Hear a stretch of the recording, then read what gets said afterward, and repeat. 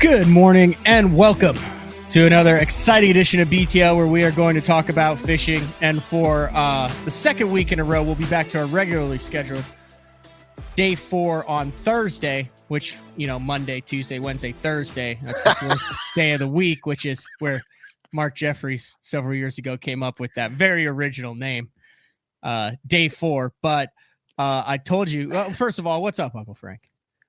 Dude, I'm so good at sickening.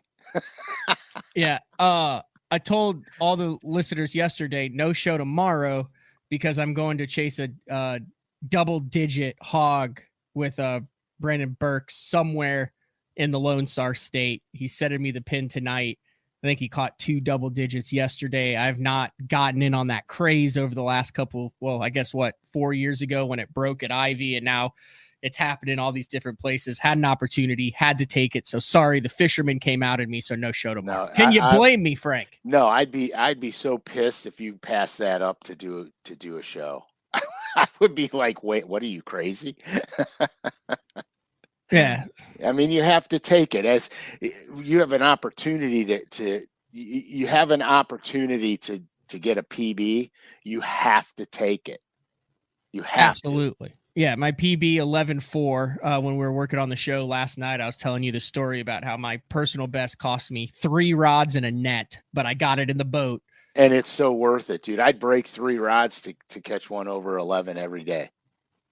I saw it, and I mean, on the hook set, when I stepped back, it was, I mean, very few times in life do you get to set the hook on a bass and know that it's a bass, and it just does not move. Like, everything performs perfectly. You have the right rod, the right line, the hook buries, and it's just one of those, whoosh, and it just stops. And I mean, you know what I mean? Yeah. That's where you get like the bruise on your side from the one hook set. I mean, if you think about it, a lot of times we're catching these little suckers and we're cranking them in, skiing them in, even a 3-pounder.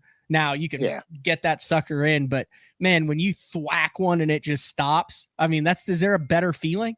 No, there's not. There really is not. I mean, it's one of my favorite things about fishing is that the cool thing about our sport is you could have the greatest time in the world at any possible level of the game.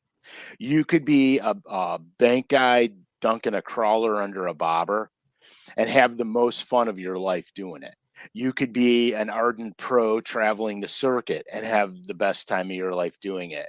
You know, you could be a trophy hunter and have the best time doing it, or you could just go and catch creek chub in a creek and have the best time. That's why our sport is so fantastic, because it really doesn't have a lot of limits on it. You know, you don't have to be the most physically fit human being in the world. You know, there's a lot of things that our sport opens the door to a wide array of people. And that's the cool thing about our sport. But you have a shot at a PB bass, you have to go. I mean, you have to go. That's if you'd have said, dude, I'm going to pass it up, I'd be like, the show's canceled. So here's what I like about it. So let's just do a little dirty math here. Let's say we all live to be 80 years old, God willing. Hopefully. That's 29,200 days. There's obviously some memorable days in that. A lot of the milestones I have not reached yet, or who knows, whenever, if I do. Marriage, children, that type of stuff, right? I'm with you. I'm tracking. So then let's say how many hours that is. That's 700,800 hours, right? Right. So then divide that times 60, which would give you the number of minutes. Let's say a big bass, you fight it for 5 minutes. That's 42,048,000 minutes. Okay. And I'm just saying, there's very few of those minutes that for the rest of your life you can look back on and remember every single detail. Oh yeah. Vividly. And the weird thing about a personal best, a giant bass or something like that is I would venture to say that anybody listening or watching this, me and you included, can vividly remember that minute and a half last week, a year ago, 10 years ago, 20 years ago, when they hooked that fish of a lifetime? Oh, dude, it's permanently burned in your brain. It's permanently burned in. If it's not, then you got to pick another sport. You know what I mean? Yeah. Like here, the biggest bass I ever had on my life was at Clear Lake in California. I'm not 100% sure how big it is, but the dude my non-boater that was with me lived on the lake, and he said he never seen one there that big. I had 3 other ones staked out that were also giant, biggest bass I've ever seen in my life. Kevin Worth got on 2 of the ones that I had found spawning way offshore. He found them 2. He got on them. He landed the one, and it was 13 pounds. And he broke the other one off. I had another one on a dock, and I ran to the dock, and I got that one, and he wouldn't take any of the traditional stuff. She was spawning. She was on a bed, and I could just see her nose come out from the dock pole every now and then. And I had a real hard time getting the sweet spot, because you know how it is, that 1/4 size spot in that bed. Well, I couldn't reach all of the bed. I can only reach a certain portion of it. She wouldn't even look at nothing. So I put an 8-inch straight tail worm on a shaky head, and I flipped it out in there, and that thing slithered down that dock pole. She came around and smoked it, and I hammered her. She got me all wrapped around all the poles. You can probably picture every single detail of that right now as you tell the story. Every it's like vivid. It's like a movie in my head. And I was using a spinning rod with 10-pound fluoro. And she had me around everything. And I looked at my non-boater and I said, I'm going to bust this fish off. She's got me around 2 or 3 of the poles. And so all I did was I held the pressure on her, and she was doing her thing. And I was trying not to seesaw the line around the poles. Well, she swam her way out around them and headed out to the main lake. I spun the nose of the boat around and got as far away from that dock as I could with her fighting me. And I looked at my non-boater. I said, I got her. I said, there is nothing out here. I got her. And I'm fighting her. I'm taking my time, back reeling her the whole 9 yards, doing everything. And she takes a beeline right back for the dock, and she's peeling drag. Couldn't stop her. Couldn't keep up with the back reel, so I just had to let her go. And she went back underneath that dang dock and wrapped me around the pole and broke off. And I was like, I had my hands in my head, like that. And that dude looks at me and he goes, dude, that fish was over 14 pounds. Oh, and I was like, oh my God. It looked like I hooked a grass carp. It was humongous. And I'll never forget that. And I came in, and that tournament, I came in with like 20 pounds every day. And I think I finished 79. It was a slugfest. Yeah, you remember the loss with that. That reminds me, I think I've told the story before. Hell, we'll tell big bass stories for a while. We have some breaking news on BTO. We have some cool designs. We're going to get into a little deep dive into varying weight on basic lures to up your catch ratio. Frank's going to talk about that. And I have a couple of tricks to up your spinnerbait game. And then I'll show it right now, but we'll get into that. There's a new color dropping. I happen to have 2 of the first 5, I think, that you ever painted. Oh, yeah.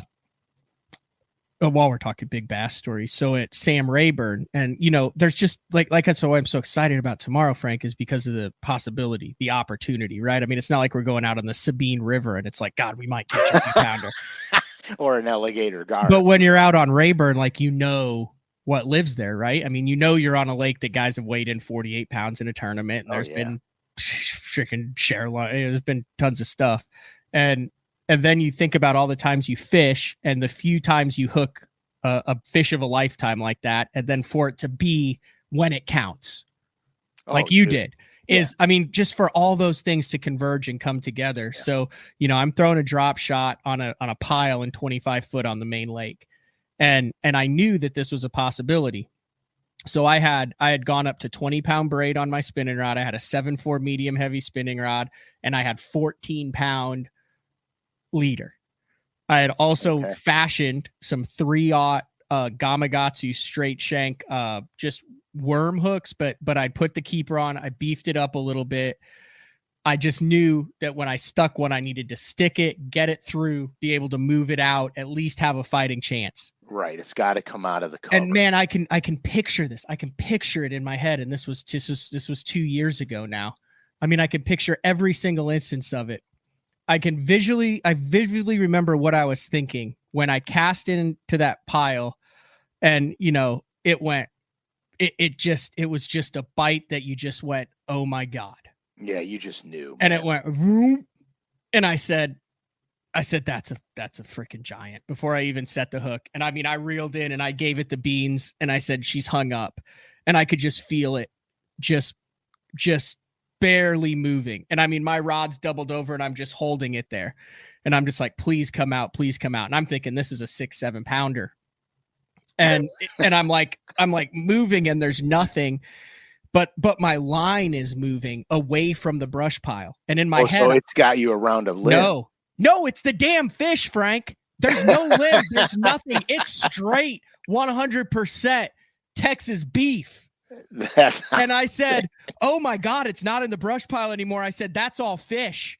And it's just slow going out. And I'm like, is it and about when I remember thinking about, is it a bass? The line started coming up real slow.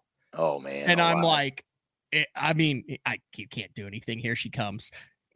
Tick the trolling motor out, holding, it comes up, and I'm with a local. I had drawn a local there. And this thing comes up, and I can picture the bug eyes, the pop belly, the weight flying. The weight. I had like a 8 to 12 inch leader, and it was just like by the gill. I remember that, like that's how big it was, and it was well over 12. Oh my God, dude! And it comes up and just, I mean, Bassmaster jump, like straight Bassmaster slow motion, straight out of the movies, right? Yeah. And he said, my God, that's the biggest bass I've ever seen on Rayburn. And I fished here for 25 years. And I said, I freaking have her. That's what I said. I said, I got her. I said, I got through the deal. I got through the jump. Right. You're home free. Came up, wallowed again, 30 feet out. I'm like, just take my time, keep my drag tight, just slow, reel. I'm telling myself I got all the time in the world. Just take it. I said, would you mind moving? And I knew this guy was legit. He was a good angler, right? So I said, would you mind moving all of the rods off my side and all of your rods over to the passenger or the driver's side? This is how much time we had. I said, I'm going to have you sit down and I'm going to bring her by. I said, and vice grip that sucker. And it comes down and I get it like kind of straight to the boat, and it kind of goes down and a little bit up towards the trolling motor, and then it's just gone. Just like nothing. Yeah, didn't jump off, didn't pull off, nothing. I mean, it was just a steady pull, and it just popped free. Oh my God! And I mean, it was probably a minute and a half, 2 minutes. I mean, it was a long time. Like I had it whipped, and I just remember my first thing was I didn't do anything wrong.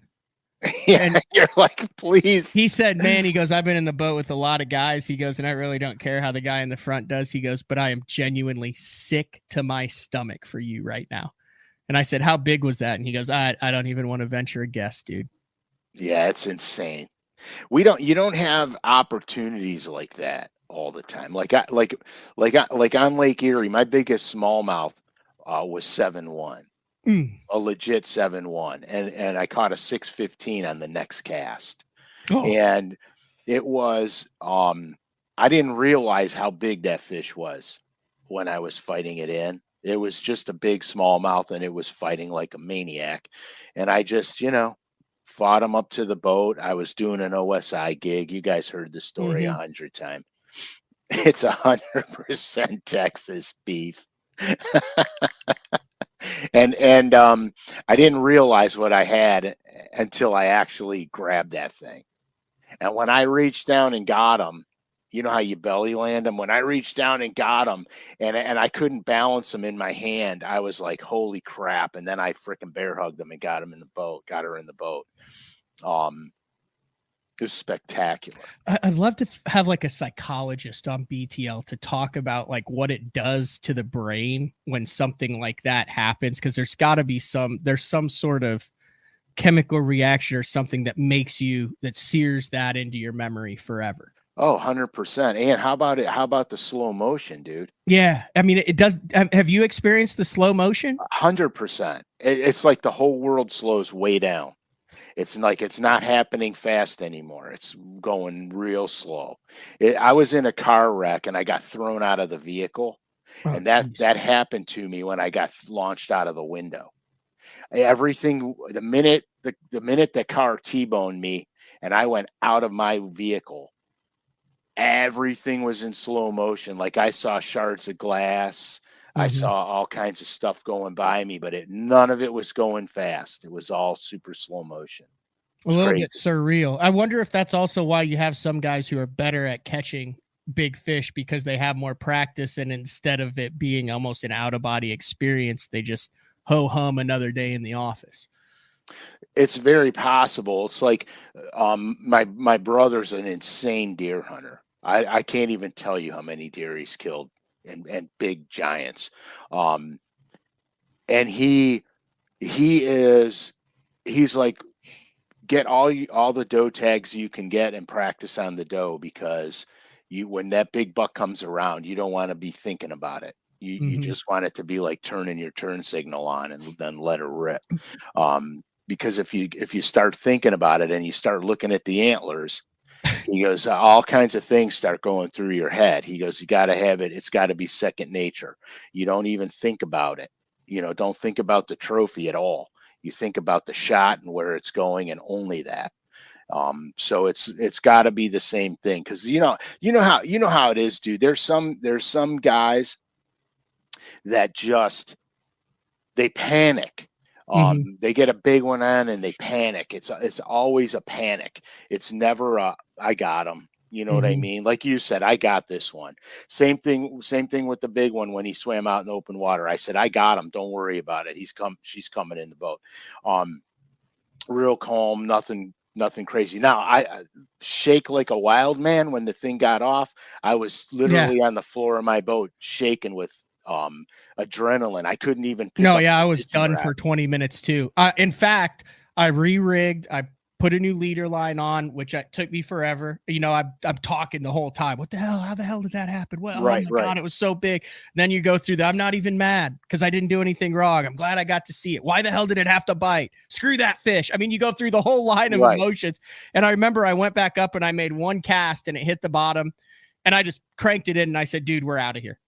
I said, I can't be here right now. I said, we can come back in 20 minutes. We can come back in half an hour. I said, I have to clear my head. I have to run somewhere else. Oh yeah, dude, it's true. It's 100% true, without a doubt. I could hardly collect myself when that fish came off. Now, when I was fighting it and everything, I was calm as a cucumber. But the Yeah. minute I lost her, I started shaking uncontrollably. And I was like, and it wasn't the fact that it was a Bassmaster event. It was the fact that that was the biggest bass I'd ever seen in my entire life, and probably will never see another one that big. Is that that's gotta be the addiction. That's gotta be Mhm. like seeing triple sevens. Oh, dude, when the bars come up, man. Ding, ding, ding. Yeah, it's Uh, it's the most this like my wife always says, how do you go fishing all the time and you're always excited to go fishing? Do you love it that much? And I said, every time I get a bite, as exciting as the first time I get a bite. mhm. That's just that, like the crappie game, dude. I mean, I've been chasing crappies for the last 3 times out. All I've been doing is crappie fishing, because I'm learning new things, not new how to crappie fish.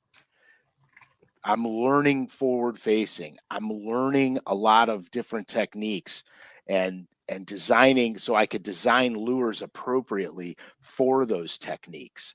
And it's so exciting to me. And you started the whole crappie craze. I just got to blame you for that, because we caught crappies that in Ohio you don't see.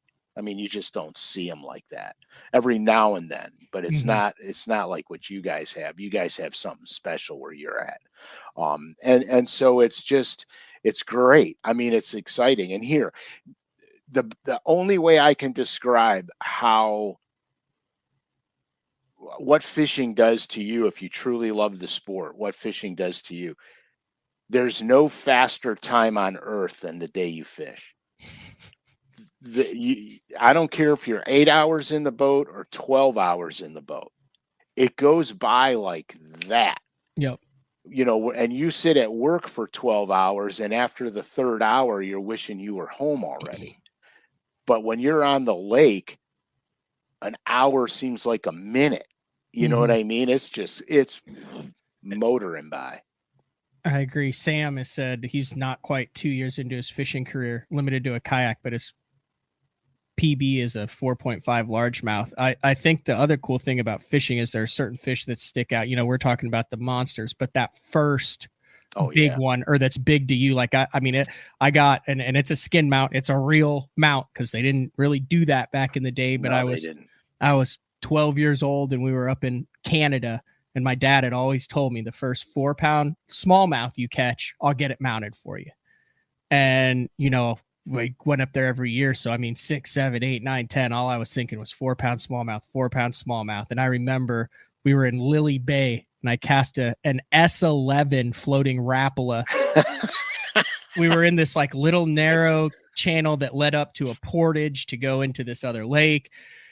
And we were up in there, and I cast this thing, and this thing swirled as soon as it hit the surface. And I thought it was a pike, and I cast back in there and I hooked it. And I just remember thinking, oh my God, it's a 4-pound smallmouth. And I mean, I still have that picture of me with it on the stringer. But I mean, hell, I was 11, 12 years old, and I'm almost 40 now. And I can picture the exact stump, the reeds, everything, the fish bite, the jump, the rest of the day. I mean, it's burned in there forever. So yeah, that's the beauty part about this game. It's so cool. I mean, it is so cool. I mean, like I remember Frankie's PB. He caught it with me. I remember everything about it in massive detail. We were Carolina rigging, and he jacks one about 8, and he's like, holy smokes. And I said, dude, that might be a carp or a catfish. Because in Ohio, we don't have fish like regularly like that. And I said, that's got to be a carp or a catfish. And then all of a sudden, just like you said, dude, his line starts coming up. And I'm like, oh, good God. I said, just get him to the boat, dude. Just get him to the boat. You know what I mean? And he gets it to the boat, and I ospreyed that thing with both hands. Yeah. It was like, holy smokes, you know. And here, you know, the funny thing about this is the guy that you were fishing with when you lost that big one. Think about the pressure that dude is under, knowing that he's got to snatch that fish for you. Yeah. I mean, you put so much, because we had a talk before, like, hey man, I don't want to put anything on you. I can handle my fish. Don't worry about it. But then that thing comes up, and I'm on a spinning rod, and I know this guy's a stick. Like, he's not a guy who's going to be like, you know, finger and fimbling around. Oh, bummer. He was. But I mean, dude, there's the only person that's under more pressure than you while you're fighting one is the guy who's tasked with netting or landing it. Oh, 100%, dude. Have you ever botched a job or been on the end of either end of like a botched record class fish? Both. I was on both ends of that fence. A lot of times, like, I hate the net when we had a no net rule when I fish bass. And so I just never used a net. In fact, when I fun fish, I never use a net. Mm-hmm. And so the only time I even bring it with me is if I'm on heavy muskie or pike lakes, because it's trying to grab a pike or a muskie with a crankbait on the side of their face it's suicidal. So that's the only time I would have a net in the boat. And so, you know, with the net, you do things differently. you're rushing the fish to get them in the net because that you think the net's the safety valve. But what happens is you're doing things so much differently than you normally do, you create mistakes for yourself. And so more often than not, I don't net them. In fact, when in the tournament trail, I would tell my non-boaters, I got all my fish, don't even monkey with them. Just stay out of my way when I'm landing them. And then what happened was we were on Eufaula the year I made the classic, and the guy in the boat with me was amazing. He was absolutely amazing. I had it was like an 8.4, and I thought it was a mudfish, a bowfin. And so when he got me, because he's the way he swam by the boat, and he looked long and slender, and I'm like, oh man, it's a bowfin. So I reach down and I start yanking on him, and I turn him, and his face comes out of the water. It's a giant bass. My non-boater gets over the side of the boat, and in one motion he goes, and the bass is in the boat. And so he landed all my fish that day. Mm-hmm. And I told him, I said, dude, I appreciate it, because they were all flipping fish, and I had them all staked out from practice. I knew where they were. So I told him, and he didn't even fish. He just grabbed every one of them, and he got every one of them. And I told him, I said, come on, I got a place. I'll get you a limit. I said, I'm nervous because I got to run the opposite direction of the weigh-in, but I said, you did me a solid, so let's go get him. And he was stoked. And I go, what do you think? I got about 18, 19 pounds. And he started laughing. He goes, dude, did you look at any of those fish? I go, no, man, I just popped them off and dropped them in the well. And he goes, you got about 24 pounds or 25 pounds. I was like, holy shit. You know what I mean? I couldn't believe it. So, but anyhow, it was really cool. I mean, he was a good guy. He grabbed every single fish. I called him the osprey the whole day. After that, I said, dude, you're a human osprey. I've got my PB. I was trying to find it. I can't find it. I have my PB smallmouth when I thought I had a drum on the St. Lawrence. Have you ever seen that video? No. Because you have it pulled up? I'm trying to pull it up because it was, so I've been on the both end of that too, but I did the same thing on the St. Lawrence in 2021. But I have a horrible habit of just start screaming, grab him, grab him, grab him, to a guy that I've never met before. Way to and stay I just calm. turn into kind of an asshole. I'm not going to lie, but I black out. I don't even remember it. And then he grabs the fish. He looks at you and goes, I hope I never draw with you again. Something like that. I got to, hold on. Pause it. I got to find this one. But no, I had one when I was fishing with the Assumption Bass Club. I had Doug Foster, and they still call it pulling a Foster. Doug, thinking about you, I know he's going through some health stuff now, but one of the most genuine, nice guys, longtime president of the Assumption Bass Club. Long story short, we were on Lake Decatur that has like 6 fish in it. And I hooked like the lake record, I think, was 5 something. And I hooked like a 6.5 or a 7. Vividly remember this. And it swims past the boat, and we're both freaking out. Like, does not happen in Illinois. And he stabs at it with the net, and he gets I think I've told this story before. Do you remember this one? No, he gets You remember this one? No, God, no, even worse. He gets the rivet that connects the net to the handle caught behind my line about 4 foot in front of the fish. Oh, so now every time I can't fight it, because now my line is wedged in between the rivet that connects the net handle to the net. And every time he goes to scoop it, the fish gets extra line. And so he's sitting there going like this. And every time he moves it, the fish is going around. It straightened my hook and pulled off. And it was a certified lake record. Well, I'll tell you what, I'm surprised the rivet didn't cut your line. Yeah, so was I. I mean, that was really surprised. Yeah, I mean, that was some Stren mono back then. 100%. That's why. That's why it has more stretch than a rubber band. Yeah. That's unbelievable. I think I know why I can't find it is because I made it private. Gotcha. I made it private before I Oh, here we go. I found it because it's See? worth. Better make sure you're pulling up the right one. Yeah, I know. May, June. There it is. Let's see this video. All right. This is. Hold on. Let me mute it. Let me get to the point where I hook it because it has everything that we've talked about in here. Were you screaming, grab him, grab him? Yeah, 100%. All right, here we go. All right, throw it up. Stop screen, present, share screen, entire screen because we need some audio. All right, you see it? Got it. All right, here we go. Let me know if you can hear it. Yep. There's music, by the way. It shouldn't be music.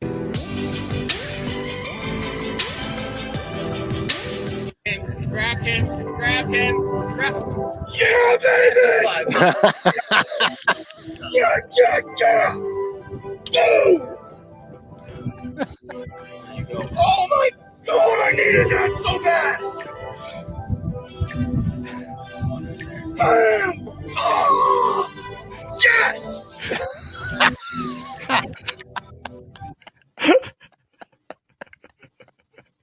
I mean, can you blame me, dude? It's the last 45 minutes. I got 4 fish in the boat, and it's a 6'6" smallmouth. You're very calm, Matt. Did you hear me say, grab him? Yeah, grab him, of course grab I did. It's a major issue that I have, Frank. That's okay. I mean, that's what that is so funny, dude. My kids fish with me. They go, Dad, we don't even know you got one on. Because I hook them and I just start fighting them. I go, hey guys, that's a big fish. It is. I did that to my co-angler at Rayburn too on a 7-pounder. I'm screaming at him and he's like, where's the net? And well, I put the net up and I'm like, I put the net up. Going, sorry. And then I started screaming, well, hell, do you have anything to do? We might go long today. No. Hey, I live for day 4. Okay. On day 3. I got to show this one because I need your assessment on this one too. Because I started screaming, I told you so, immediately after landing it, which for some reason, the poor guy's just in the back of my boat. I don't know why. I don't know why I started screaming, I told you so. That is so funny, dude. I'd knock you right out of the boat if you were fishing with me. That is so funny, man. You get amped up, dude. But that was justified, wasn't it? Yeah, well, yeah. I mean, it's your personality. It's who you are. I mean, what are you gonna do? You know what I'm saying? No, I hear you. I'm way more reserved when I'm fighting a fish. I barely even speak. All right. Let me bring this one in, and then I want to get your analysis on this. So this was also to make the top 10 in a Toyota series. This was 4 years ago. See, the cool thing is I'm not a huge, it's weird, but I need to start videoing again more. All right, here it is. Rayburn. Can you hear it? Yeah. Okay. First of all, watch right there. Number 5 was in a tree. Oh my God, that was a fish. What was it? It was a tree and it wasn't a tree. I miss it 3 times. Watch this. I felt it. Oh. Oh, there he was again. I mean, that first one was a fish. I'm just chatting with the guy, and I turned it to a... Net.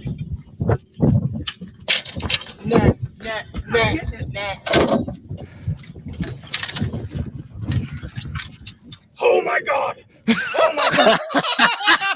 I hope the celebration wasn't too excessive. He had it. Tell me. Because you told me. I just start yelling net. I can't help it.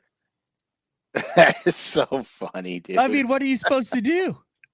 You're supposed to do what you did. Get them in the damn boat.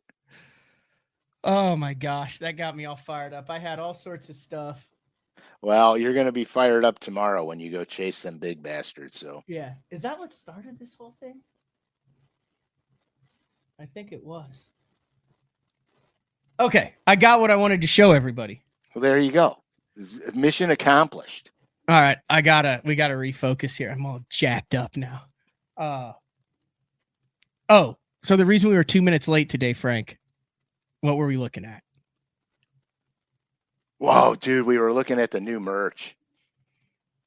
So basically the 3 bass design, and then we split it up and we changed some things around. Check that out. Those are going to be nice shirts, man. Freaking awesome. So we got a largemouth, a spot, and a smallie. Yeah, and different colors. They did a great job over at ATS. Mark with the comment of the year. So basically, Matt yells and screams at non-boaters, and Frank yells at anyone that comes in on them, to each their own. Okay, so that's a fact. That's as loud as I ever will get in a boat. Right there. Anyway, check these drops out. They did a great job. You got the largemouth, the smallmouth, and the spot. We got a big Frank Scalish. It's definitely a signature series piece. We're going with some heavier tees that don't show nipples or anything that you do not need to be shown to the general public. Yeah, so if you're not like, Charles Atlas or a bodybuilder, these shirts will be good for you. I don't even know who Charles Atlas is. I'm not. He was a bodybuilder back in the day. So well, no, Charles Atlas was like a Greek guy. I thought he invented maps.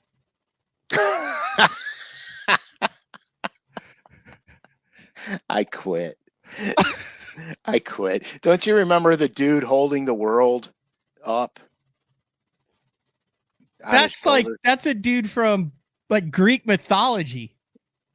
Okay, so if you're not built like a god, you can wear this dang shirt. And if you are built like a god, you could still wear it. And it'll just look get better. a medium. Yeah, it'll look better on you than me. There's some of the cool designs. We're excited about that. That should be dropping in the next couple. Yeah, that's Hercules. And then this one, we still have to work on this. We're trying to get this white down here, but this is like a sun tee, a sublimated tee with a Frank Scalish design. Yeah, the 4-color. And then some hat drops. What else do we have up here? We're going to change some of that stuff. Look at that. There's a cool one. There we go. There's a new hoodie. We're actually going to put that, I think, on the front, but there's a bunch of that was a good hoodie. That was a high quality hoodie. Yes.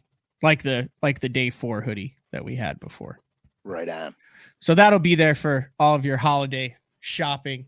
Well, if merch needs. Yeah, and if we're talking about new stuff, tomorrow is going to break the real crappie color that I did.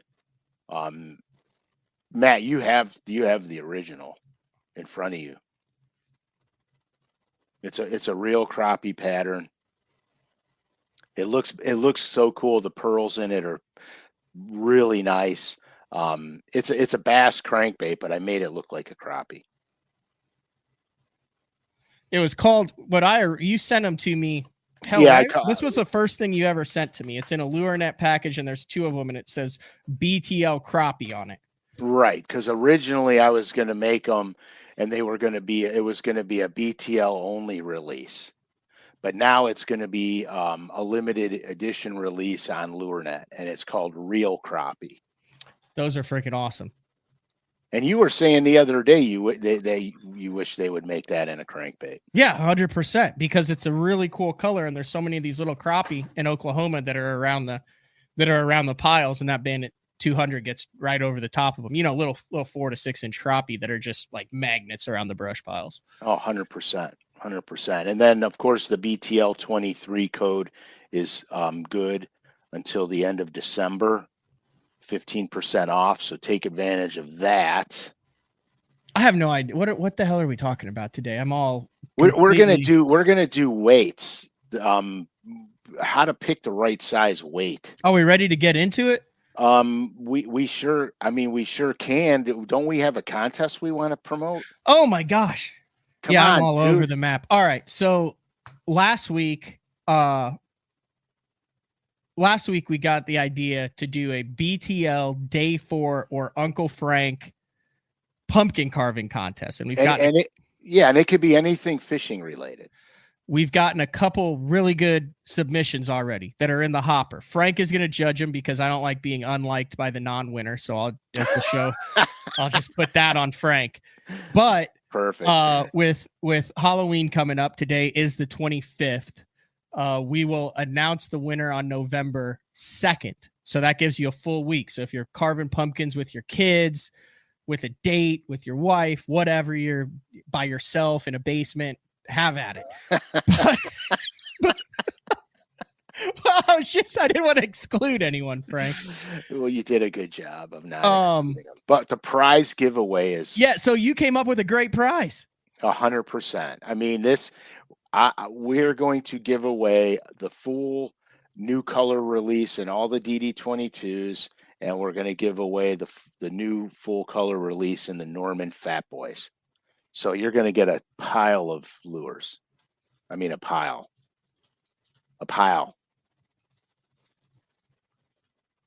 Ooh, the silence, dead air silence.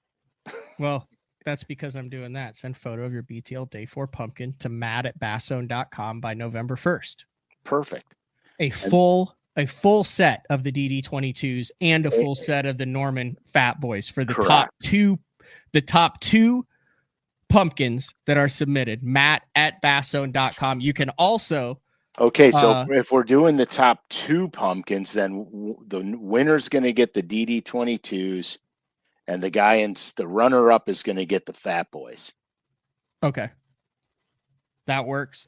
You can also submit your pumpkins on Instagram by simply tagging Frank Scalish and myself at Matt Pangrak. And then we'll get together next Wednesday. And we are going to decide this as a unit, as a team. So if anyone gets mad, they can get mad at both of us. There's a couple strong submissions already that we've had. There is. That we've had turned in via email. So matt@basszone.com, tag Frank Scalish on Instagram, tag Matt Pangrak on Instagram. You can also submit it that way. But maybe a little bit of an extra incentive to spend some extra time picking out your pumpkin this year or going to the pumpkin patch with the kids. That's right. You have a private motivation.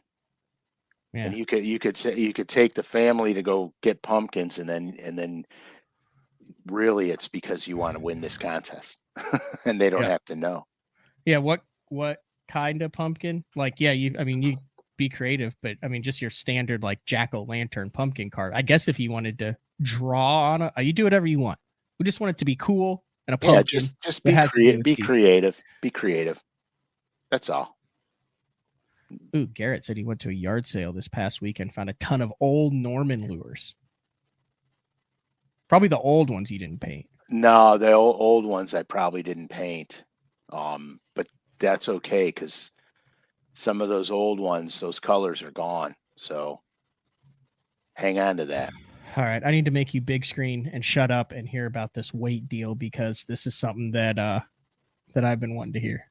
Okay, so to get into this, I'm going to take the easiest first, and I'm going to work down the line.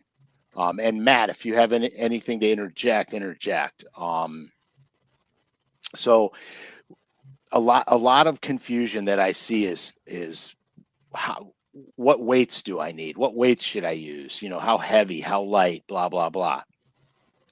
So the first thing I want to cover is punching, because in my opinion, punching is probably the easiest.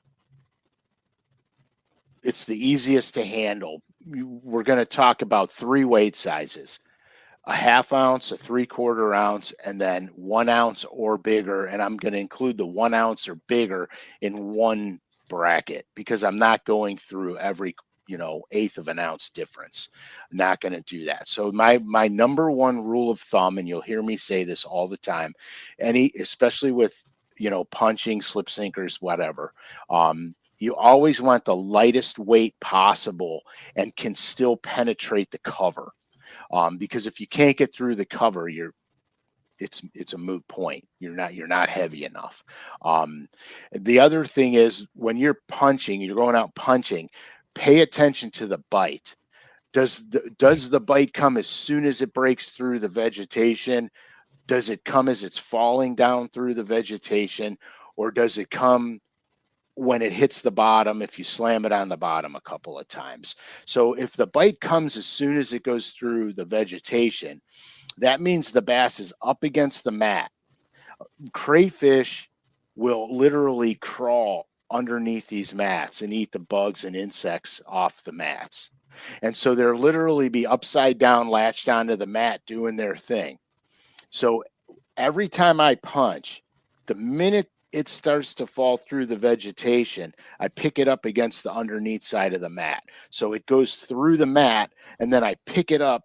So I'm bouncing it on the mat. Then I let it on a controlled line. I let it go down, controlled, let it go down.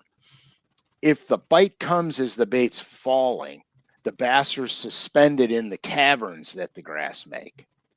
Okay, this is important, because if it's coming through as it's falling, your lighter weight is going to fall slower, giving the bass more of a time to get to that bait before it poofs into the bottom.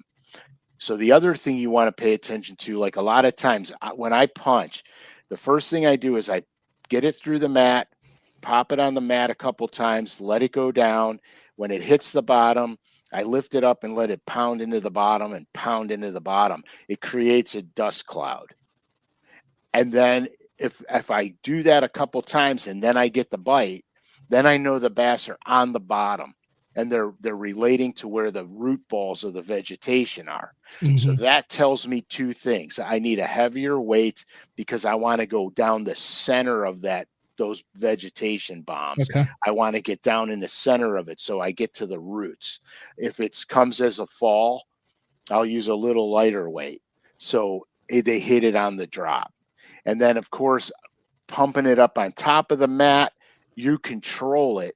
So if you need a heavier weight to get through the mat, that's okay. You just don't let it go all the way down first. You just keep it up there a couple seconds, then let it go down.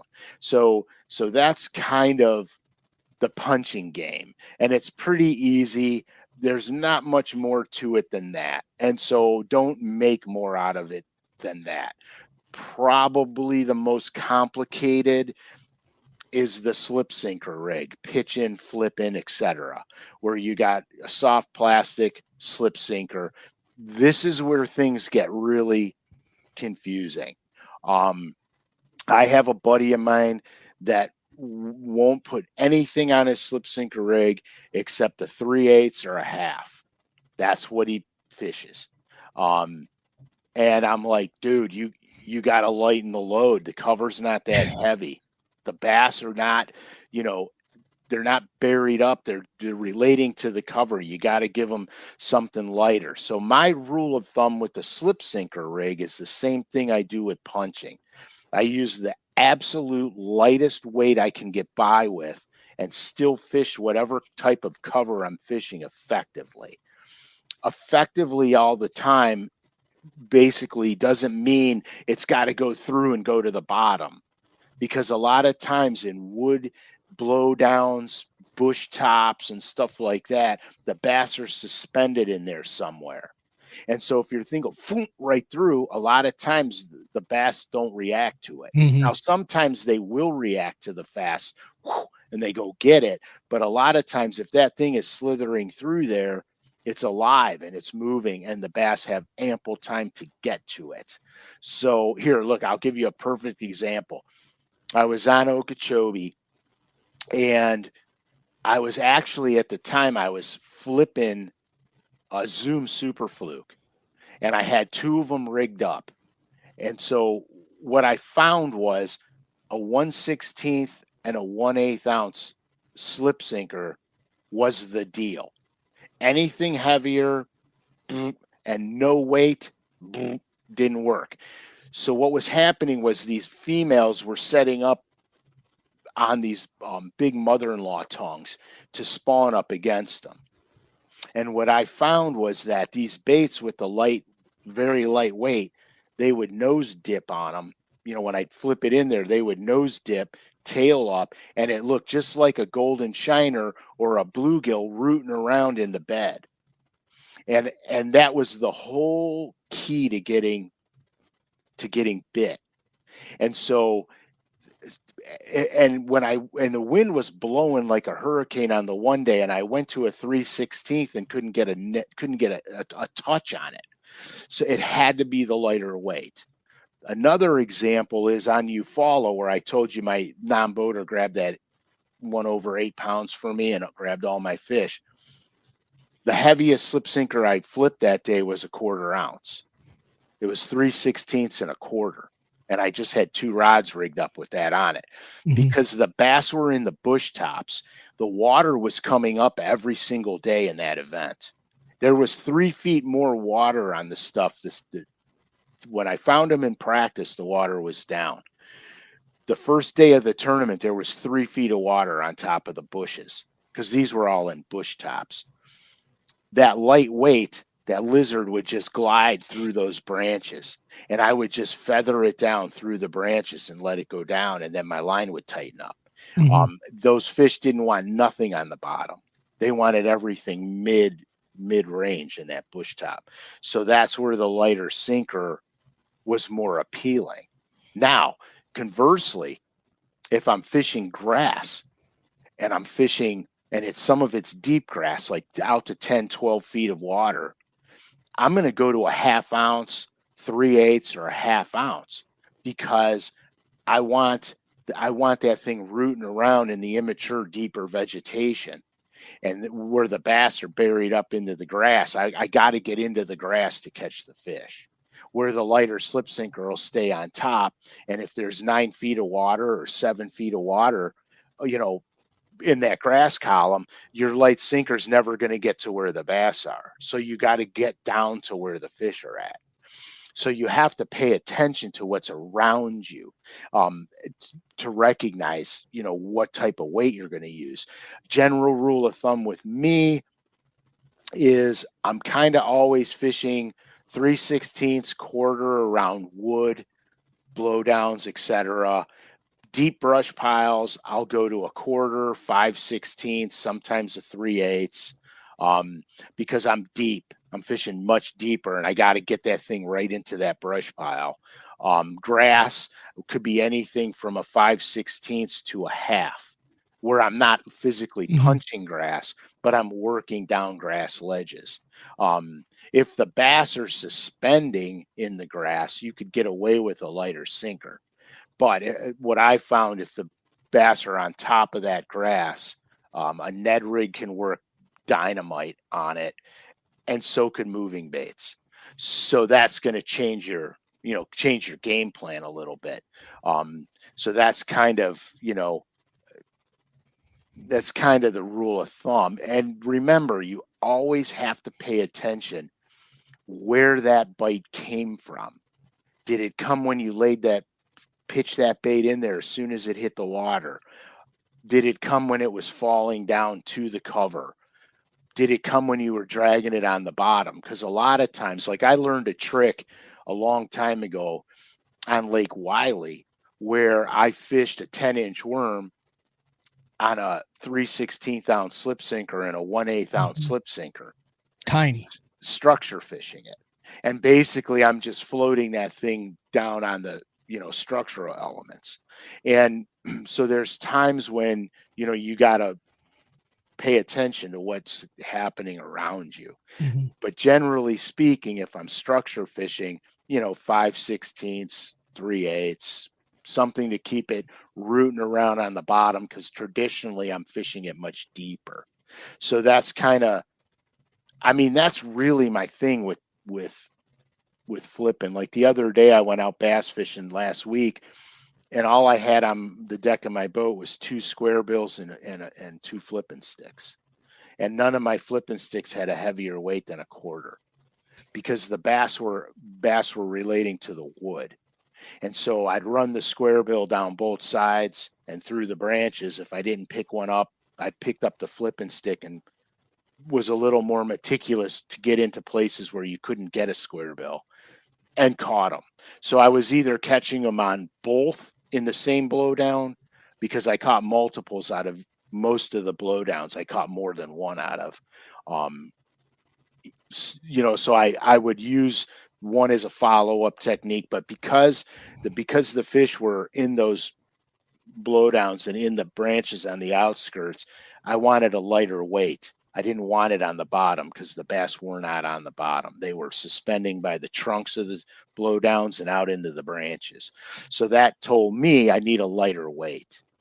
And another thing, if you're flipping blowdowns and you know there should be fish there and you're not catching fish, you might have to go lighter. Where if you're throwing a 1/2 ounce or a 3/8 ounce, you're below the fish, and you don't want to be below them ever. So, you know. Don said, my ADD sucks. I try to do the punch or drag, but I mentally can't handle the slowdown. What would you say other than keep the rod in your hand? Well, on your hand. Like, how do you mentally, I mean, because I've done that a lot with that big 10-inch worm. I mean, dude, if you're fishing it 15 foot deep, I mean, it's slow. It's meticulous. It is. It's really meticulous. Well, here's the thing with the punching bite. It's, you all know I'm a structure fishing guy. I mean, I can't get over myself when I can get offshore. That's where I love to be. But I love punching. Punching is exciting. You usually upgrade your fish. It's really exciting. So part of the problem is if you're punching and you're going long periods of time before you get a bite, you're not honing into what you need to be focusing on, because even in punching, there's patterns. It could be 2 types of grass together. It could be where the yellow cheese starts to turn dark green. You have to look at where your bites are coming from. I look at the structure underneath the grass first. Okay. If you know there's a hard bottom, a shell bed, a rock pile, whatever, and then the vegetation grows up and grows on top of all that, then I immediately go to the sweet spot when I'm punching, which will be the top of it. If you're fishing a big flat, like Gunnersville's famous for these massive flats of matted grass, then I'm going to look for the ditches on these flats, because the ditches is what's going to be the difference maker there.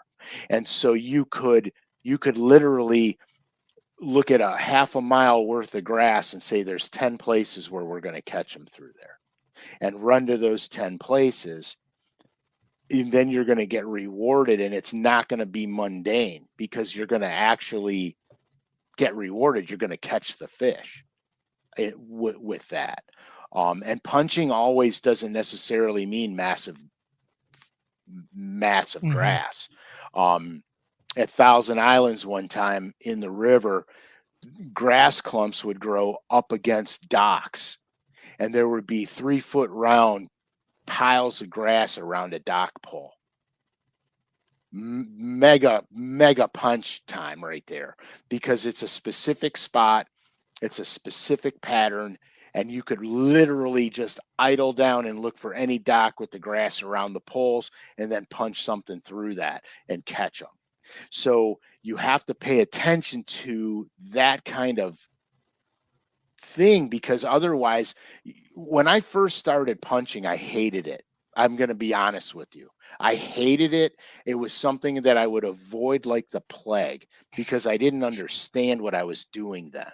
And I would literally go for hours dropping this weight through the grass and never getting anything. Maybe once in a while I get a bite and doing this. Then I said, hold on a second. I'm better than this. I got to figure this out. So then I went to Florida one time, and I started looking for high spots and ditches and ignoring the grass. And then when I started finding the high spots and the ditches, I started catching them punching, and the bell went off. And then I'm like, cool, I'm totally down with this. And we got a couple lakes here that are punchable certain times. And I go there all the time just to punch. In fact, I don't even bring anything else with me, because I just want to get better and better and better and better at that technique. And so that's what I focus on. So that's the thing with the punching game. It's a game of patience, but you still have to pattern it. It's still a patternable venture. just because it's a matted clump of grass doesn't mean that that's going to be where the bass are at. You have to find the structure or the hard bottom or where different vegetations meet. That's one thing I do on Champlain all the time. When I run the grass over there is I look for cabbage grass, milfoil, or cabbage grass and coontail. And every time I find a small patch of cabbage in a different type of vegetation, I'm getting the bites. And so I'll spend more time standing up in the boat, idling down a grass line, looking for where the different vegetation is. And you can cover miles of the stuff in no time and just drop them in on your GPS where the different patches are. You look like you got to say something.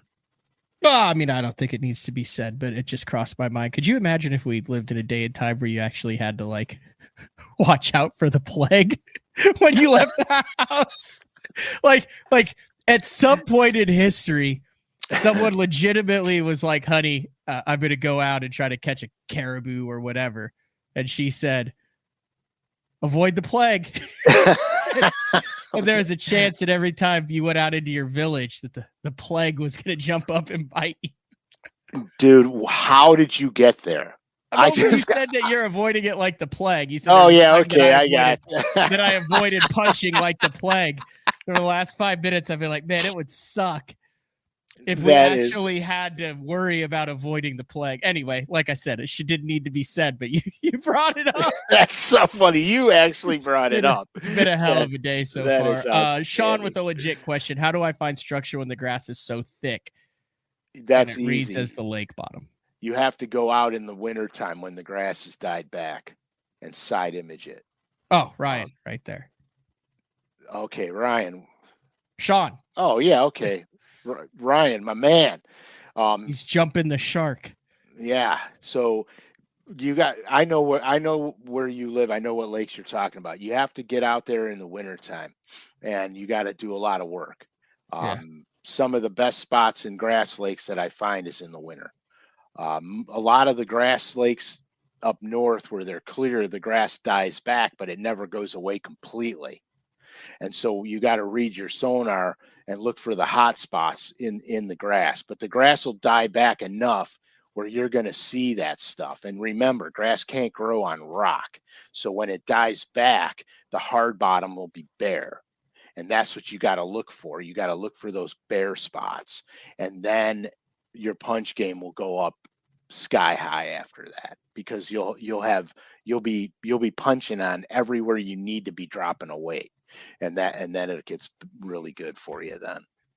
Did you have any idea that the plague killed between 75 and 200 million people?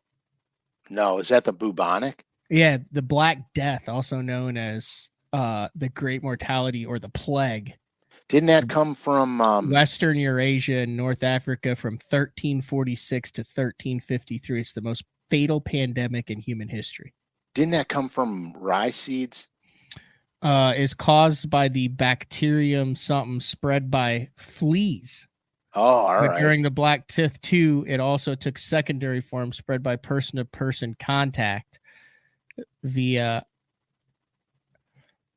aerosols. I do not know what body part that is. I have no clue what you're saying. I'm staying away from the plague. Oh, fine particles or liquid droplets. So they're airborne.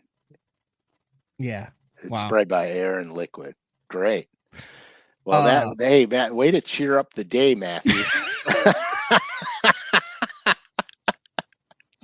Way to cheer up the day, dude. We show Matt having panic attacks on the boat when he catches a big one, and now we're talking about a plague that wipes out half the country. Can we talk about swim jigs? Yeah, and football heads. I'm doing that right now. Okay, you should have cut me off. Next on our list is swim jigs. How's that? Is that good, Matt? Fantastic. So next on the list is swim jigs, and probably, in my opinion, the least understood. Very easy, but the least understood. So the most important thing you got to look for or pay attention to with your swim jig is your retrieve. It takes, well, it is Halloween season. It is the spooky time of year. So I can't read those comments. I got to get back to this. So the most important thing with the swim jig is your retrieve. So where in the water column do you need to be? So what happens is, am I smoking this thing back to the boat just underneath the surface? Am I fishing it 2 feet deep, doing the Alabama shake through the gator grass and stuff like that? Or am I slow rolling it off of deep weed edges? Big difference. So the common sizes, now honestly, I like the Mobster swim jig the best. It skips a mile. It comes through everything effortlessly. And they have a size that's my favorite size for a swim jig, which is the 5/16. But the common sizes are quarter, 5/16, 3/8, half. So here's what we're gonna talk about. So I have a retrieve that I call floating the swim bait. Okay, I mean floating the swim jig.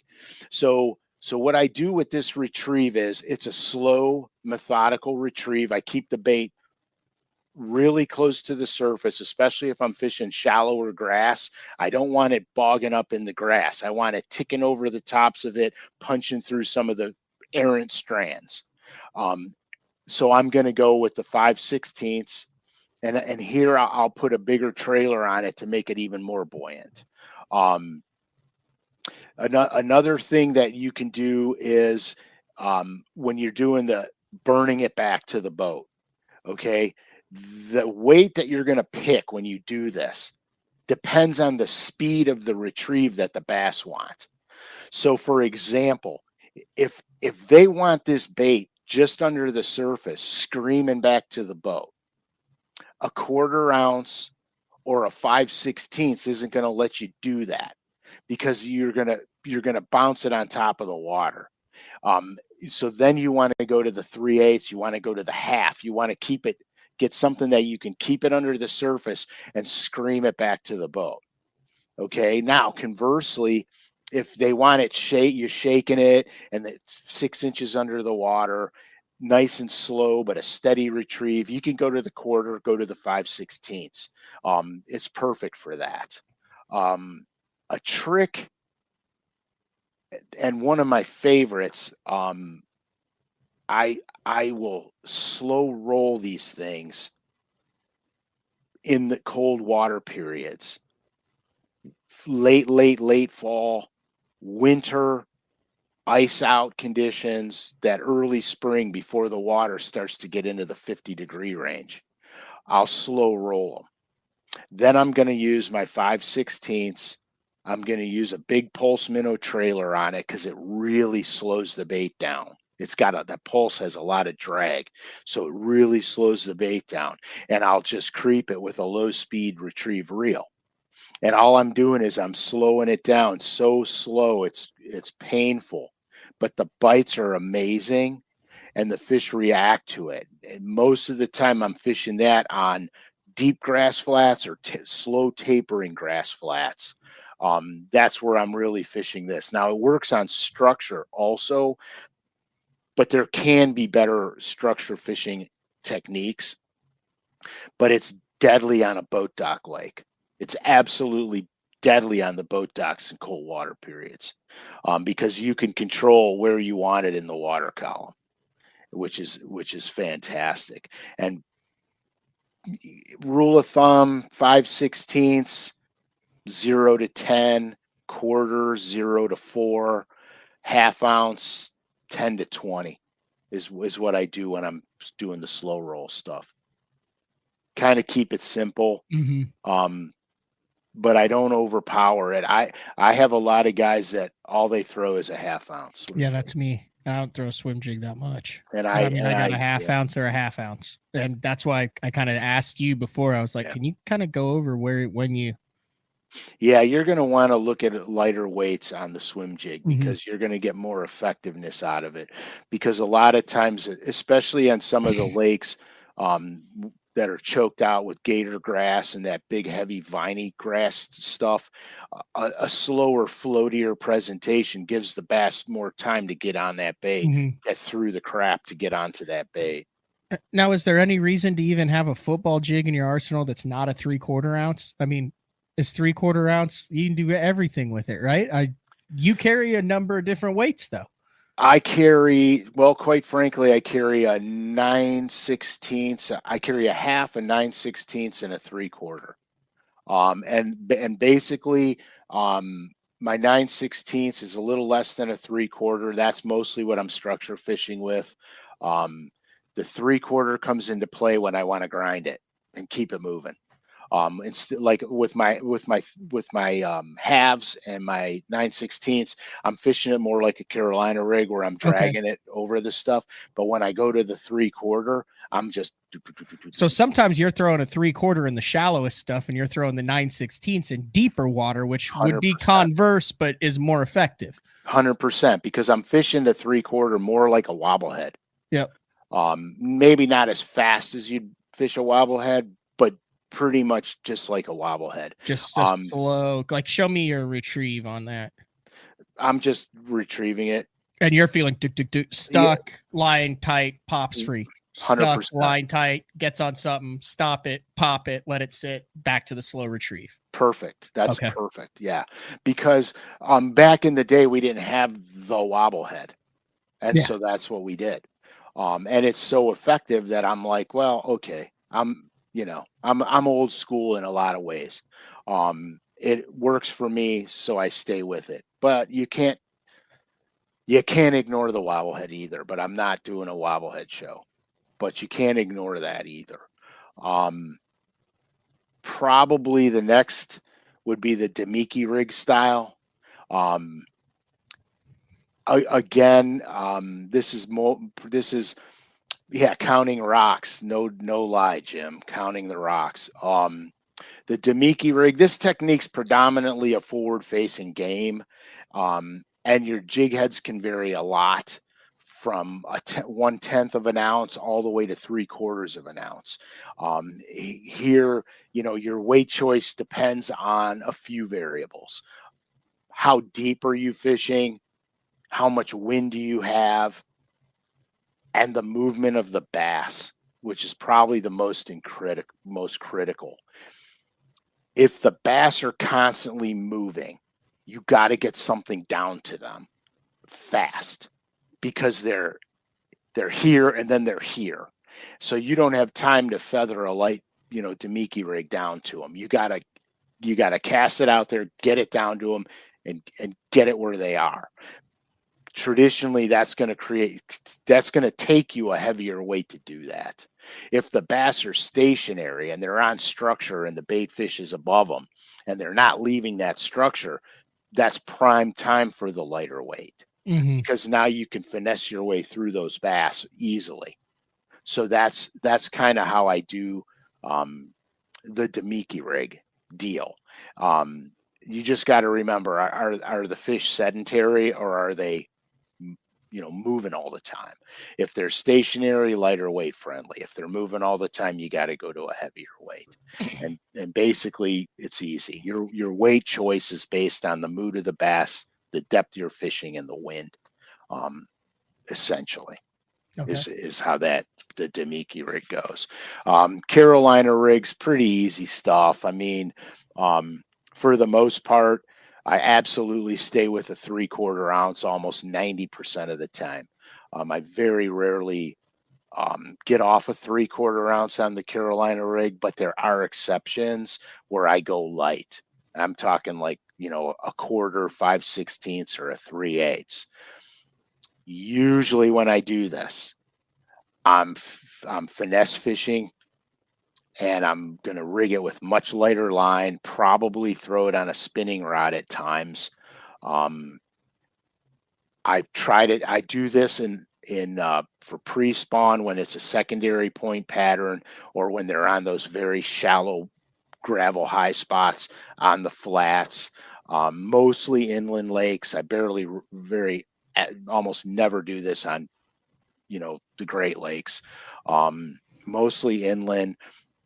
I started doing it for inland smallmouths where I would finesse fish a small crawbait like a spine craw or a tube or a zoom speed craw, something small in nature.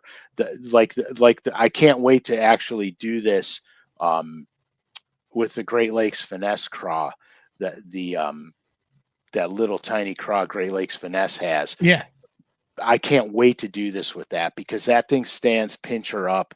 It's a tiny little morsel. It'll be deadly on the 1/4 ounce Carolina rig. The snack craw will be absolutely deadly on that presentation. And so I can't wait to start playing with that, which I just got mine in. So as soon as you have to use like a 1/0 EWG on that. Yeah, I'll use a tinier hook on it for sure. The hook size doesn't matter to me on that technique. I just want the right hook for the thickness of the plastic, and the length of the plastic. But that's normally how I'm fishing inland smallmouth. It works on largemouth and it really works on spotted bass too. It just depends how finicky those fish are going to be and how pressured they are as to if I go to that or not. Because a lot of times the spotted bass lakes, a shaky head or a drop shot gets the job done. But I've seen times where you can't beat the light Carolina rig. Mm-hmm. You could cover more water more effectively, faster that way. Mojo rig. Yeah, I mean that's how it started. Split shot rig is probably how it started. Right. So that's pretty much it for the sinker stuff. Mm-hmm. But I do have, you could make a heavier sinker fish lighter by beefing up your line size. That's a very common thing in our game. You could beef the line size up, get a slower fall out of a 1/4, get a slower fall out of a 3/8 or a 5/16. But here's what you got to remember. You don't want to impair or kill the action. And so some baits won't work properly if they don't fall properly. So you just pay attention to that when you're beefing up your line size. Another thing that I do a lot, my spinner baits. I always mess around with my spinner baits because I have my spinner bait fishing is very simple. I look at a couple of things. Am I going to float a spinner bait? Am I going to slow roll a spinner bait? Or am I going to burn a spinner bait? Those are basically the three retrieves that you're going to do with a spinner bait. And the bass are going to totally always let you know what you're doing when it comes to that, how they react to the bait. So for example, if I'm going to float a spinner bait, everyone's like, okay, how do you float a spinner bait? So if I'm fishing shallow grass or blowdowns that are not on steep banks, I don't want it where I have to rip it past the blowdown. I want to keep it in high in the water column, moving real slow. So that's when I'll take my 1/4 ounce spinner baits or my 5/16 ounce spinner baits, and I bump up the back blade. I bump it up a size or a half a size, depending on how slow I want it to go. Now, remember, when you're monkeying with blade sizes on spinner baits, you could unbalance your spinner bait where it wants to run sideways. This is a kind of a good lesson if you're slow rolling or floating a spinner bait, because if you're moving it too fast, it's going to start to turn sideways on you. So that tells you you're fishing it too fast. It's kind of a real good gauge to know how fast you have to retrieve it. The other thing I like to do is I take my 1/2 ounce spinner baits and I take both blades off of them. I bump up the Colorado blade in the front and I'll bump up the willow in the back. Here, I'll show you. I got one rigged here, for example. Like this is the Covert Finesse spinnerbait. It's got look at that. It's got a real small frame, Covert Finesse. Mm-hmm. I took the blades off of it. I put a bigger Colorado blade on it and a bigger willow blade on Ooh, it. that looks really good. Dude, this is special. I don't know how I can do this to No, show you're you. showing it perfectly. So You I'll can just tell those blades do look abnormally large for the frame of that bait. correct. So this is what I'll do to my half ouncers. It's the slow roll bait. I can creep this bait along. It's not bogging down in the bottom, and I can fish it slower. So when the bass want a bigger presentation, but they're not running it down, that's my go-to. Because it slows it down enough. Now here again, if I'm gonna burn it, you're shit out of luck when it comes to this setup because it's not a burnable bait. So what I'll do if I'm gonna burn a spinner bait is I'll have the blade sizes down a half blade size for the weight that I want to throw. And most of the time, if I'm burning a spinner bait, I'm usually burning a 3/4 ounce. And I'm usually fishing smallmouth for it. I haven't found, there are times when largemouth fishing, you can actually smash them burning it. But for the most part, I mostly finesse fish my spinner baits. So I want to slow them down. And so to do that, I just bump up a blade size. No big deal. It's easy to do. And the Covert series run with Hildebrandt anyway, so I'm not wasting blades because I save all my Hildebrandt blades. So I'm not wasting blades. And that's pretty much my spinnerbait tricks. My spinnerbait box is probably one of the easiest boxes I have. We've done that. We've done a BTL on that before, on how you keep your blades in different packages, different sizes, Right. whether you're dealing with pretty much Colorado or a willow. Right. In gold or silver, you keep the frames, you have the components, the beads, the split rings, and all that. You package it all so it doesn't rust, and you basically have 500 different spinner baits in one tackle box. Right, and I don't have to carry a million pre-rigged spinner baits, and I can make my adjustments on the water, and that's pretty much how I do that. But I love the finesse series. I love how compact it is. That's my favorite thing about it. Mm-hmm. It's such a compact bait, and it's less than $10. Yeah, it's less than $10, and it fishes really well. The hooks are fantastic in it. The wire's great, and they get a lot. You get a lot of vibration and thump out of that bait. And so then I do my tweaks for my specialty game. I discovered something. I discovered a secret portal on the LureNet site that I think is overlooked. I was showing it to you before. This is LureNet. So, you always talk about the Bank and Creek stuff with some of your custom colors that they've had in the past. I thought only available on the Bank and Creek kits. So if you go to lurenet.com and click on the September, October Bank and Creek bag, there's the Rebel frog, the possessed frog there that just rotate, the torso rotates. Anyway, scroll all the way down to the bottom of the page, and then it says limited availability shop custom baits, because there's only 300 of these. But when you click on that, I guess they have some extras, or maybe I don't know what, or they made some additional ones. But here are some of the popular Bank and Creek additional colors, like the bleeding pearl boyo. Yeah, that I did that color. That color is amazing, and that the boyo's a great bait because it's got the body width of a Super Spook Junior, and it casts like a Super Spook Junior, but it's a smaller bait, and so it's just a really great bait. I want to say for a subtle presentation, but it fishes like a Super Spook Junior, but it gives you the small profile, which is why I like it so much. Just some different. Like I said, not a huge breaking news thing, but just if there was something that you were looking for, some of the unique colors there's like a little middle end, and then I think this is one of your colors, isn't it? The Crazy Shad and Pumpkin Seed. Yeah, the stock up for that during the bluegill spawn next year. 100%. And then there's a cotton cordell Big O and stickleback. I designed that specifically for the creek anglers. That represents a common stickleback, which is found in most streams, creeks, and rivers. But if you wanted to just pick up these, you don't have to buy the whole bank and creek bag. Now that right there is an interesting color. That is metallic pumpkin seed, chrome pumpkin seed, and a tiny end.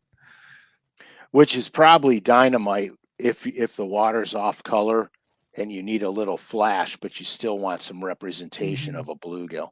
And then probably the two biggest baits for what we're coming up into as far as time of the year would be the speed end and orange belly craw. Yeah, that's just a money color, dude. And the old standard. Is that the, like, if I'm thinking of the spot colors, I'm thinking of chrome blackback, chrome blueback, and that color. Yeah, 100%. That's a good crawdad color for that. And you got to remember the Cordell spot, it's different than the Booyah hard knocker and one knocker in the sense that the spot displaces more water. So you could get away with, if you had let's say you had a half-ounce Booyah hard knocker and then you had a half-ounce spot, you could literally fish the spot in shallower, where the vegetation doesn't come all the way to the surface, shallower than you could, even though they're both halves, because the spot displaces a little more water. So the drag forces it to ride higher in the water column. Again, here we're talking about, with the weight game today, how to get, if you need to get a bait running shallower, but you need that half-ounce size, that's how you do it. You run them in tandem, where you'll fish the hard knocker on the deeper stuff, and you'll fish the super spot on the shallower stuff. And then you said tomorrow the crappie drops. What's it called? What kind of crappie? Real crappie. Yeah, it was actually designed to mimic a real crappie. This doesn't do it justice with the no, because you can't see the smoke pearls and right. But anyway, mine will never see the water, to be honest with you, because you wrote it and it said BTL crappie, and these are some hand painted gems. They have a spot in the studio. Perfect. Well, tomorrow you'll be able to get the ones you could fish with. Is that a paint shop deal or? Yeah. Okay, so there's 300 of them. Mm-hmm. Paint shop or lure net exclusive, one of the two. It'll be there. You'll find it. It'll have a banner. I'm sure of it. All right, man. I might get a call about this show. We covered them. What call are you going to get, except for the bubonic plague? Yeah. That was quite a trail you went down there, Matthew. Yeah, quite the trail. I don't think you can ever go wrong telling big bass stories. No, you can't. Not to a fisherman, because everyone's got one. Tell everyone about the pumpkin contest, Frank. Okay, so guys, get creative. Carve up something out of a pumpkin. Keep it clean. Preferably BTL Day 4, Frank SCALISH related. Yeah, listen, I don't want to give away anyone's ideas, but there are. Don't give away ideas. And we'll have baits we can give away. There are some fantastic Frank silhouettes available, is all I'll say. You know which one I'm talking about? I believe I do. It's old. I believe I know exactly which one. Would that sucker not look amazing in the fall crisp evening air lit up with a single flickering candle? Yeah, it would be amazing. All right. Be the scariest pumpkin ever made. They would ban it. They would abolish it. Anyway, winners get DD22 full set of all the new colors and a full set of Fat Boys in all the new colors, which, if everything goes well, I should have here in my possession on Friday. Guys, the support for not only BTL, but also Day 4. Amazing. You're actually kind of making a difference when it comes to what is on the marketplace. They're listening to the BTL listeners. We're listening as far as when it comes to the apparel and stuff like that. Frank is just going to take his chunk and put it right back in the crappie game. but probably rotten bastard. but I do also want to put on everybody's horizon, if you are considering or have been wanting to go to a Bassmaster Classic, it's October. March is the 2024 Classic on Grand Lake. You know, in a past lifetime, Frank, I lived in Tulsa for several years, and great town, great downtown scene, great Bassmaster Classic venue and outdoor expo. Pradco LureNet will have a big presence at that classic along with you. You'll be there, right? And we have a very, very big surprise for the first 100 or so people. Matt and I we'll announce it when we get closer, when we're going to be at the booth and where we're going to be. And it is going to be a lot of fun. And I'm hoping that we have a huge crowd, and we'll make it a lot of fun for everybody. Now, here's the deal. Since it is my home state and stuff, if you guys, if we get a lot of people that say, hey, we're going to be there and something, I might try to set up an informal evening where it's just, hey, Frank's going to be trying to eat 5 dozen wings at this location at 7 p.m. If you want to come watch the carnage, yeah, the address. 100%, dude. And I'll be smashing them. 5 dozen wings and 1.5 dozen Coors Lights will be good to go. You got anything else for today? I feel like we kind of covered it. No, we did really good. We went to the, 1800 bubonic plague, all the way to 1300s, and I might have looked up the wrong plague. there had to have been one in the 1800s too.